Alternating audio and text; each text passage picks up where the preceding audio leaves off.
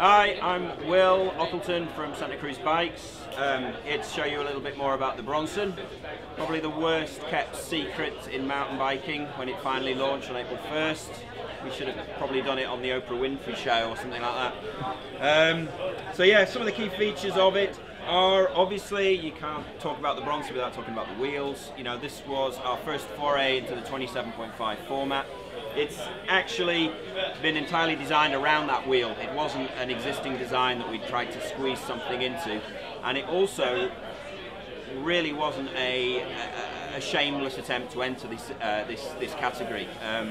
For those of you who may have heard some of the reports and reviews about the bike already, it kind of started off as a 26-inch wheel project, and it kind of evolved from there. Some of the key features, yeah, 67 degree head angle makes it perfect for gravity orientated stuff. It's got another, you know, the usual VPP system, but it's been tweaked this time. It's been worked with, Nick Anderson, our engineer and designer. Yeah, so some of the key features about the Bronson: 67 degree head angle, which is ideal for some of the more gravity orientated riding. We've kind of really positioned this bike as a good enduro race bike. We've got also the shock tuning has been worked with Nick Anderson, our head designer, worked hand in hand with Fox to create something that had small bump sensitivity but that didn't blow through all the travel. And we think we've achieved that. I mean, if you ever get on one of these things, it really doesn't feel like 150 mil of travel when you're pedaling it uphill.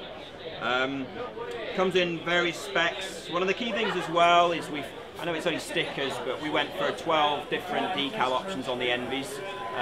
We just thought we wanted to give people some customization. If you're going to go for the Envy spec, you know, it's nice to be able to do your own thing.